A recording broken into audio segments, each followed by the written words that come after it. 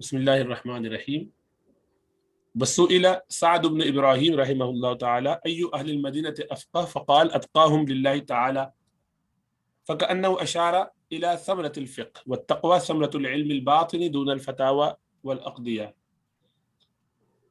سعد بن ابراہیم سے پوچھا گیا کہ کون سا اہل مدینہ میں سے زیادہ فقیہ ہے، کون اہل مدینہ میں زیادہ فقیہ ہے؟ فرمایا کہ وہ جو اللہ سے زیادہ ڈرنے والا.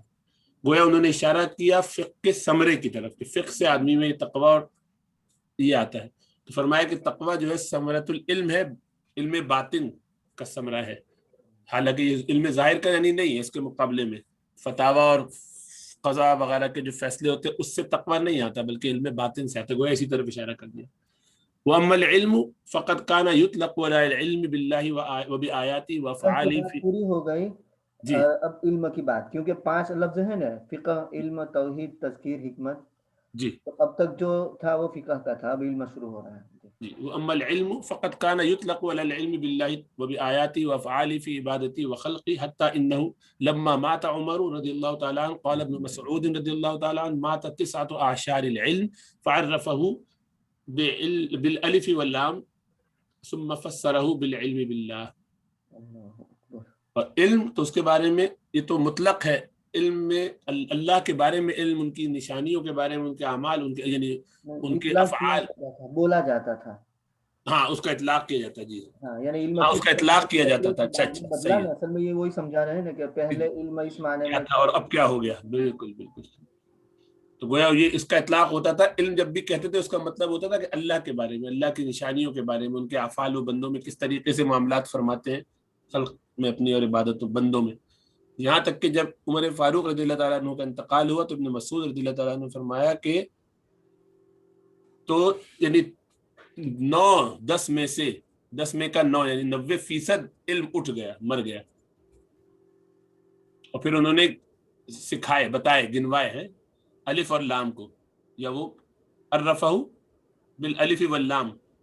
نہیں، یہ کہنا چاہتے ڈاکٹر صاحب جی کہ فعرفہ بالالف واللام، یعنی عبداللہ ابن مسعود رضی اللہ تعالیٰ عنہ نے العلم معرف باللام بیان کیا، اچھا اچھا اور پھر اس کی تفسیر کی علم باللہ سے. باللہ سے. اچھا یعنی اچھا اچھا. جو ہے نا وہ معہود ذہنی ہے، خاص علم. ہاں ہاں تو بالکل. وہ خاص علم کی طرف اشارہ کیا علم باللہ کے ذریعے سے. تو ہاں عرفہ بالالف واللام کا مطلب کہ عبداللہ معرف باللام بتایا رضی جی اللہ علم کو. تعالیٰ عنہ نے علم کو الف لام کے ذریعے معرف کیا. عبداللہ ابن مسعود نے اس کی تفسیر کی علم باللہ کے ذریعے. ماشاء اللہ بیان کیا العلم یعنی، اور یہ جو عہد ذہنی تھا اس کی وضاحت خود فرما دی، علم باللہ مراد. وذالک اس پیرا میں سمجھ میں آ جائے، پڑھیے. جی وذالک لما قیل له، جب ان سے کہا گیا اتقولوا هذا واصحاب رسول اللہ متوافرون، کہ آپ یہ بات کہتے ہیں حالانکہ رسول اللہ صلی اللہ علیہ وسلم کے صحابہ تو کثرت سے موجود ہیں. تو فقال ابن مسعود نے فرمایا انی لست اعنی العلم الذي تذهبون الیہ، نہیں میری مراد وہ علم نہیں ہے، میں وہ معنی نہیں لیتا علم کے جو جس کی طرف تم لوگ بھاگتے ہو یا جاتے ہو. انما اعنی العلم باللہ عز وجل، ہاں اس سے ہوگی نا بات، بلکہ میری مراد اس سے وہ علم ہے جو اللہ سبحانہ وتعالیٰ کا علم ہے. تو اس سے وہ اوپر والی بات سمجھ میں آ کھل گئی. ہاں وقت تصرفوا فیہ ایضا بالتخصیص، اس میں بھی انہوں نے بہت زیادہ خاص کر دیا، اس کو تصرف کیا لوگوں نے، یعنی بعد میں ہے.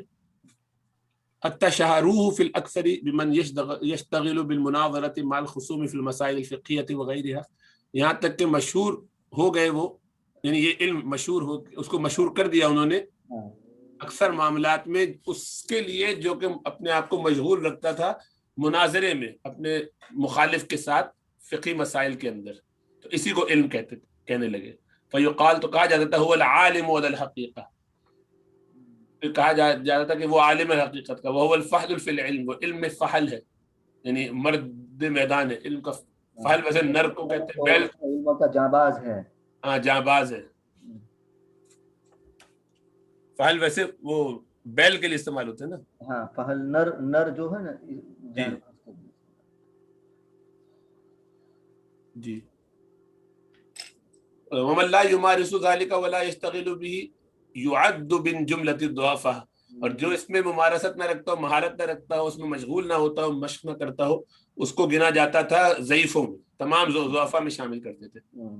ولا يعدونه في زمرة اهل العلم، اور اہل علم کے زمرے میں ان کو شامل نہیں کرتے تھے. وفي الحقيقة ان ما ورد من فضائل العلم والعلماء فاكثروه في العلماء بالله تعالى وباحكامه وافعاله وصفاته. حالانکہ حقیقت یہ ہے کہ جو کچھ وارد ہوا ہے فضائل علم اور علماء کے بارے میں، وہ اکثر اس میں سے علم علماء باللہ کے بارے میں ہے، اور ان کے احکام، یعنی اللہ تعالیٰ کے احکامات کے بارے میں، اس کے افعال اور اس کی صفات کے بارے میں.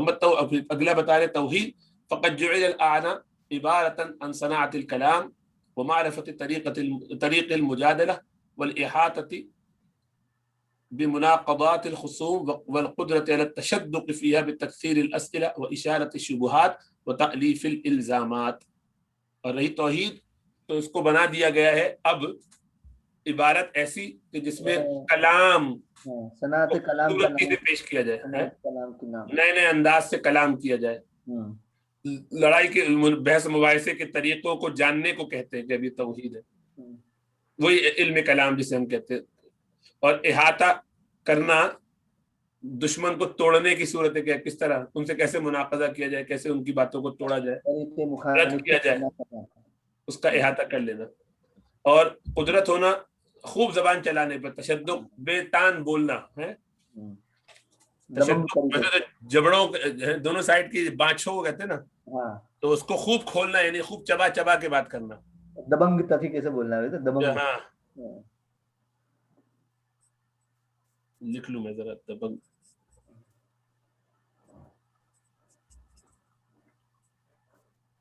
فیہ بتکثیر الاسئلہ، کثرت سے سوال کرنا اور پھیلا دینا شبہات کو، لوگوں میں کنفیوژن کریٹ کرنا، اور مختلف الزامات لوگوں پر جمع کر کے ڈال دینا.